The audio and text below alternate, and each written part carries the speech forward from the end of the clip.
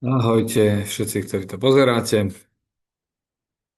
Som rád, že ste so mnou v tejto chvíli, ale vlastne s nami z Coaching Plus.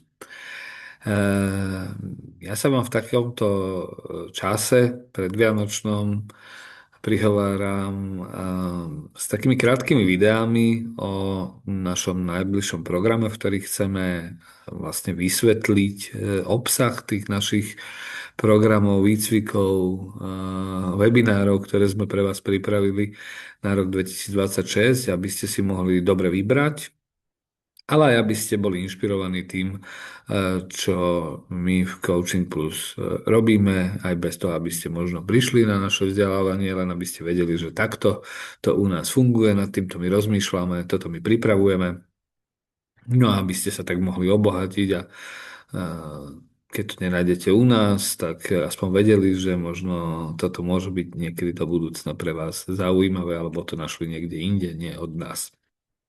V dnešnej časti, v dnešnom videu sa budeme venovať téme motivačné rozhovory a tak ako v tých predchádzajúcich, aj v tom dnešnom som si pripravil zo pár slajdov k téme motivačné rozhovory. Motivačné rozhovory sú trošku takým trademarkom Coaching Plus. Robíme ich už dlhé roky, kedy sme robili aj taký dvojročný výcvik na základe transteoretického modelu zmeny. Ale potom sme si povedali, že ostaneme viac v tých základných motivačných rozhovoroch, tak ako sami seba Miller s Rolnikom chápu a ich kolegovia nasledovatelia, pretože oni už teda s transteoretickým modelom nepracujú, ani ho nespomínajú v tých novších publikáciách. A práve preto, že sa tak rozhodli ísť vlastnou cestou a rozvíjať vlastnú metodológiu a vlastne aj vlastnú teóriu zmeny a neopierať sa o ten transteoretický model. Takže my sme ostali v motivačných rozhovoroch. Dlhodobo ich vzdeláva u nás Marta Špáleková, ale teda pridal som sa k Ivanovi Valkovičovi, potom aj ja. A teraz je to taká zostava, že Marta Vlado a je s nami Renata, niekedy Iva Valkovič. Motivačné rozhovory vlastne z takých 80% čerpajú z tradície na človeka zameraného prístupu, ale teda sú svojbytným prístupom. A ak si prečítate poslednú publikáciu Nokrosa s Prochádzkom o psychoterapeutických systémoch, tak samotní autori Nokros Prochádzka ich skôr zaraďujú do takej tej nadstavby alebo rozvíja prístupu, ktoré rozvíjajú, alebo možno sú aj alternatívou voči klasickému na človeka zameranému prístupu. Keď si prečítate knihy Tribes of Person-Centered Nations alebo knihy, ktoré tak ako keby tú teóriu, napríklad Handbook of Person-Centered Therapies, tak motivačné rozhovory v týchto publikáciách majú svoje miesto. My si myslíme ale, že motivačné rozhovory nie sú len psychoterapeutický prístup, nielen my, aj mnohí iní.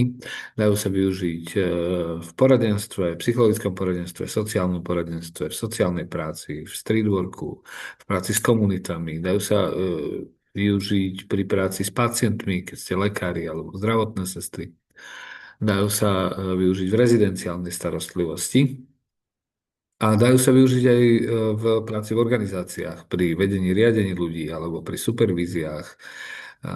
Takže motivačné rozhovory sú naša láska. Vieme o nich rozprávať veľa, Marta ešte viac ako ja. A teraz som sa podujal urobiť tieto videá aj ja, takže budete počuť najmä odo mňa. Keď som už spomenul, že je tu akási definícia, tak tých definícií samozrejme nájdete viacej. Ja jednu poviem tak opisne, preto, lebo častokrát sa ako keby hlásia na výcvik motivačných rozhovoroch ľudia, ktorí pracujú s nedobrovoľným klientom, alebo pracujú s rodičmi, alebo ľuďmi, ktorí sú v odpore. A priláka ich, a kedy sme aj také nadpisy našich workshopov mali, a priláka ich téma, že ako pracovať s nedobrovoľným klientom, alebo ako pracovať s odporom. Mimochodom, pojem odpor, motivačné rozhovory ani nepoužívajú. Najnovšie sa už hovoria o nesúlade, kde sa zdá z hľadiska tej PCA perspektívy aj zmysluplnejšie pomenovanie, že nejde o odpor, ale nesúlad. alebo spôsob, akým sa k druhými ľuďmi rozprávame, zvyšuje alebo znižuje pravdepodobnosť toho odporu. Takže asi niečo robíme zle, keď vyvolávame odporu ľudí, takže už to nie je o odpore, ale o nesúlade a skôr o tom, ako sa potom, ak si niečo všimneme, zosúladiť. No ale začal som tou definíciou, chcem to len dokončiť. Zdá sa mi, že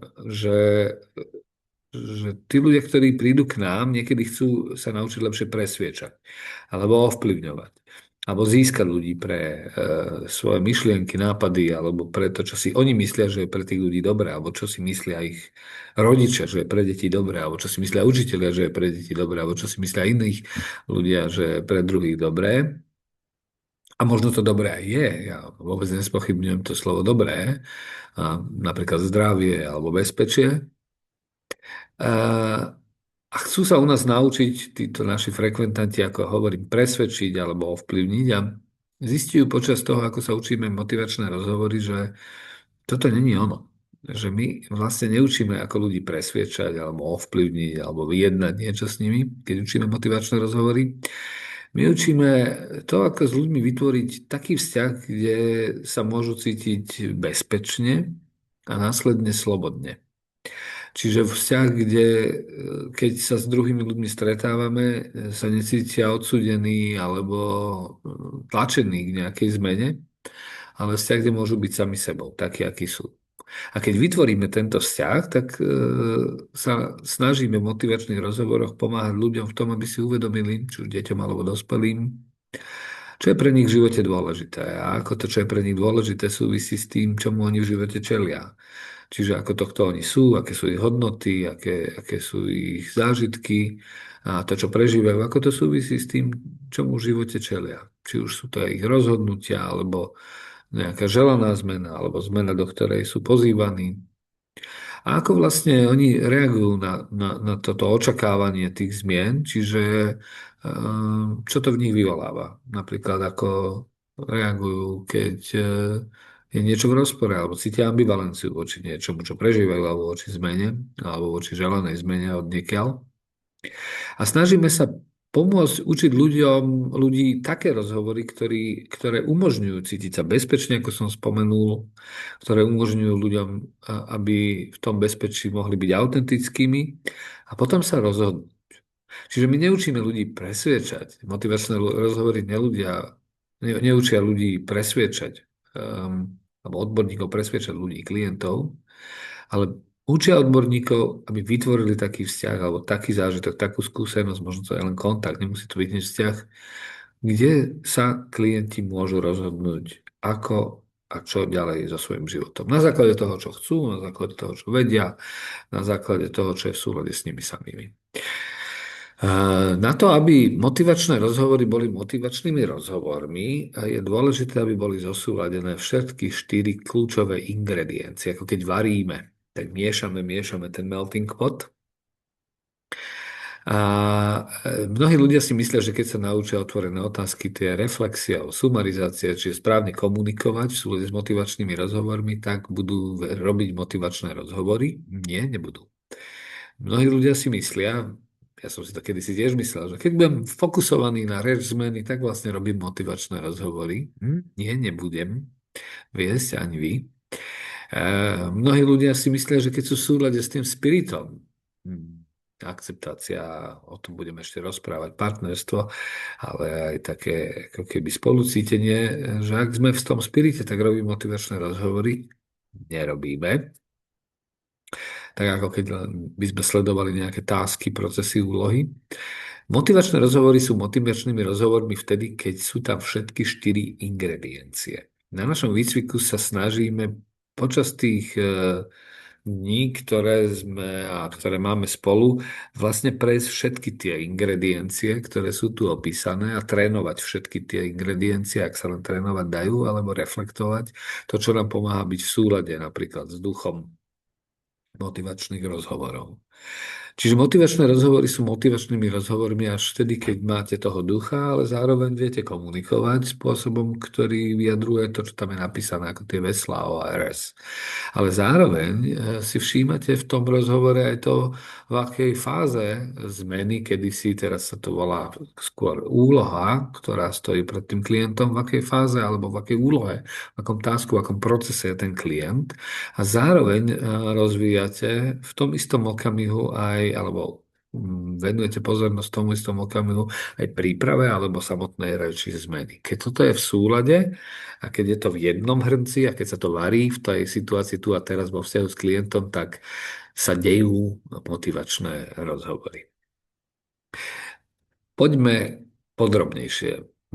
My sa tomu spiritu venujeme podrobne. Je to akési filozofické východisko, alebo zdroj, z ktorého vychádza, taký ten source, spirit, duch, z ktorého vychádza ten postoj pomáhajúceho odborníka. Hovorím, nie sú to iba psychoterapeuti, sú to aj iní pomáhajúci odborníci, ale napríklad koučky, lektori, ktorí ak robia motivačné rozhovory, ak žijú motivačné rozhovory, tak žijú tento duch. Sú schopní prijímať klientov bez odsudzovania. Rogers hovoril o unconditional positive regard, motivačné rozhovory skôr hovoria o akceptácii. Potom je tam compassion, ktoré sa kedysi prekladá, kde tu ako súcit, ale nie súcit v zmysle ja aj ty môj chudáčik, že ľutujem ťa, ale súcit v zmysle spolucítenia s tým druhým. Čiže vieme akceptovať druhého, nechávať mu slobodnú voľbu, spolucítiť s ním. Sme si rovní v partnerstve, nie sme tí, ktorí vedia viac. A sme si rovní v partnerstve a zároveň zmocňujeme toho klienta k tomu, aby bol schopný uvedomovať si to, kto je, čo je pre neho dôležité. Či už je to ten jazyk zmeny, túžby, schopnosti, alebo ho zmocňujeme v tom, aby sa vedel rozhodnúť, alebo ho zmocňujeme v tom, alebo pomáhame v tom postoji zmocnenia tom, aby cítil sám seba ako kompetentného, toho, kto má moc. Nie nad niekým, ale svoju vlastnú moc.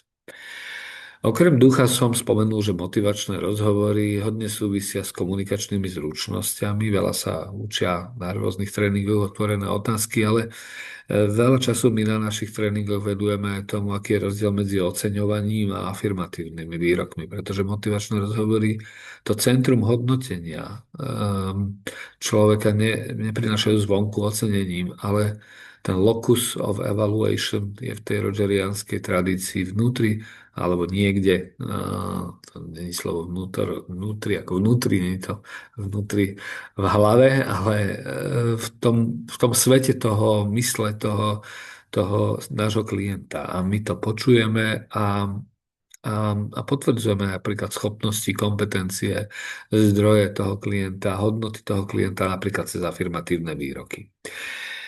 Existujú jednoduché a komplexné reflexie, ktoré nám pomáhajú naozaj počuť a dať najavo počuté, či už to, čo prežíva emočne, alebo to, čo potrebuje, a to, čo je pre neho dôležité, významné. A samozrejme motivačné rozhovory sú hodne o sumarizáciách. Často prinášame videoukážky na našich tréningoch, alebo aj analyzujeme na videoukážky a hľadáme tam tieto komunikačné zručnosti spojené s tým spiritom. Mne sa zdá veľmi dôležité rozvíjať na tréningu aj ako keby takú schopnosť vnímať vo vzťahu k tej konverzácii, vo vzťahu k tej téme v tej konverzácii, kde sa ten náš partner v rozhovore, či už je to klient, pacient, koučovaný, ktokoľvek, niekto z rodiny, nachádza. A je dosť možné, že niektoré témy ešte nemáme rozpracované a častokrát sa nám stáva, že stretávame nedobrovoľných klientov, ktorí by si nás nevybrali, alebo klientov, ktorí by sú s nami v tom nesúlade, ako som spomínal. Dalo by sa nazvať, že sú v odpore. Čiže nie sú zaangažovaní pre niečo alebo pre nejakú tému a v nejakej inej téme s nami už môžu byť vo fáze alebo v štádiu, v procese v úlohe plánovania. Hovorím to preto, lebo motivačné rozhovory rozpoznávajú už nie štádia zmeny, lebo nejdeme lineárne, ale skôr akési stavy bytia alebo spolubytia, a naozaj učia, ako fungovať, ako efektívne sa pripájať ku klientom, keď chceme podporiť ich zaangažovanie do nášho dialogu alebo do našej spolupráce. Keď chceme zúžiť pozornosť klienta alebo pomôcť klientovi, aby zúžil pozornosť na to, čo považuje za relevantné alebo podstatné, čo je fokusovanie. Keď chceme pomôcť klientovi, aby dokázal ako keby generovať nápady, riešenia tých strastí alebo aj tých problémov, ktorým čelí a to je hodne potom o tom evokovaní. Takže motivačné rozhovory nehovoria o lineárnej zmene pre kontemplácia, príprava a akcia. Udržiavanie motivačné rozhovory skôr vnímajú pozorne, kde v tej konverzácii, vo vzťahu k ktorej téme v tom spolubytí s klientom náš klient je a podľa toho prispôsobujeme aj tú konverzáciu tomu, aby vedel zamerať pozornosť na to, čo je pre neho relevantné, alebo možno v niektorých témach už je vo fáze plánovania, čo hodne súvisí s tým, že je rozriešená ambivalencia, ktorá je vo vzťahu k zmene často prítomná. A motivačné rozhovory sa snažia porozumieť, podporiť porozumenia v tom, podporiť klienta v tom, aby porozumel svojej ambivalencii, v tom prežívaní, ktoré má s ambivalenciou vo vzťahu k nejakej téme spojené, aby sa potom mohol slobodnejšie, autonómnejšie rozhodnúť a prípadne hľadať cesty smerom k riešeniam v súlade s jeho rozhodnutím. Last but not least, štvrtý ten okruh veľký, ktorý definuje to, čo sú motivačné rozhovory, je jazyk reč zmeny. V tej druhej, alebo respektíve druhej, tretej dvojdňovke v tom programe sa hodne venujeme tomu, ako rozvíjať myslenie a teda aj jazyk alebo reč zmeny klienta smerom k až takému seba motivujúcemu prihláseniu sa k niečomu, k nejakej zmene. Čiže od toho, že neviem, nechcem, možno, čo ja viem, smerom k tomu, možno by sa dalo, asi sa dá, a možno, že aj k smerom k tomu je pre mňa dôležité, je pre mňa hodnotné, až po to, že musím, alebo mal by som, som rozhodnutý, budem. Čiže spôsob, akým klient rozmýšľa o sebe, vlastne dosť odkazuje na to, ako je schopný prebrať zodpovednosť za svoju zmenu v tých aspektoch života, ktoré spolu s nami rozvažuje, alebo o nich uvažuje, premýšľa, vedie dialog.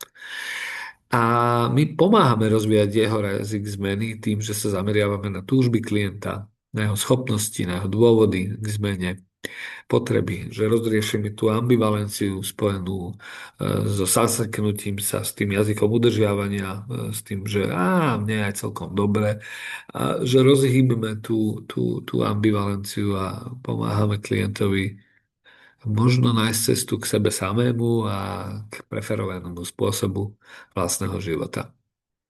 To samozrejme súvisí potom aj s tým, že v neskorších fázach procesu, ak klient naozaj má rozvinuté svoje túžby, dôvody pre zmenu, ak klient vníma svoje kapacity, schopnosti, je schopný aj prebrať záväzok alebo commitment, byť odhodlaný, aktivizovať sa, premýšľať konkrétne plány a realizovať konkrétne kroky smerom k želanej zmene. O tom, ako viesť tento rozhovor, budú najmä druhý a tretí modul nášho výcviku motivačné rozhovory. Keď skončíme výcvik motivačné rozhovory v praxi, čo je taký ten základný modul akreditovaný ministerstvom školstva, ale všelijakými masťami mazaný, tak sa môžeme pozrieť v ďalších troch nadstavbových moduloch, ak budete chcieť, ako sa vlastne princípy, ale aj duch, ale aj tieto procesy rôzne, tásky, ako sa to, o čom motivačné rozhovory sú, čo prinášajú, aplikuje v skupinách alebo pracovných tímoch. Nemusíte byť manažér, môžete byť ktokoľvek, kto pracuje v tímoch, môžete byť lektor, môžete byť facilitátor, môžete byť člen tímu. A v tých zvyšných vlastne 6 dňoch vás učíme to, ako motivačné rozhovory fungujú v tímoch, v skupinách, či už sú to krátkodobé, strednodobé alebo dlhodobé skupiny, či sú to už psychoedukačné, tréningové skupiny alebo terapeutické skupiny, či sú to tímy v rôznych štádiách vývinu.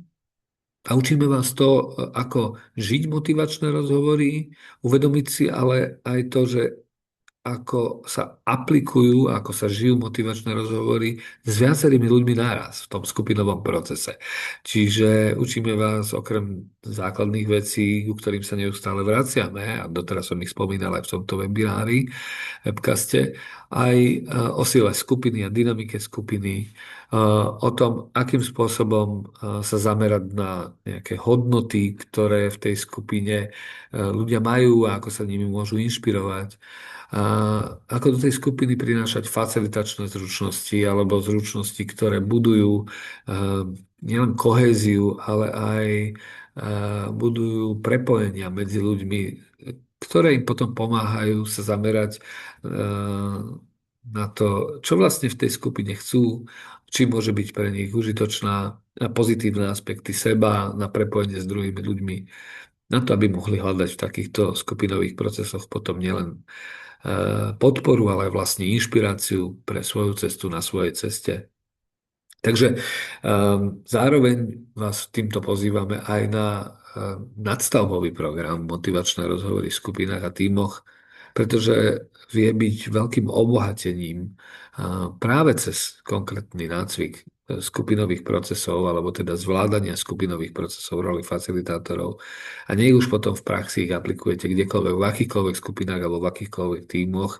Na tomto tréningu vás chceme podporiť v tom, aby ste vedeli nielen aplikovať motivačné rozhovory, ale aj to slovo aplikovať, aby ste vedeli rozvinúť, čiže pracovať ako facilitátor, či už priamy alebo nepriamy, v rôznych rolách, tak aby ste vedeli tie vaše skupiny alebo vaše týmy obohatiť a nakaziť tou atmosférou, tak inšpirovať tou atmosférou, ktorú vlastne motivačné rozhovory umožňujú.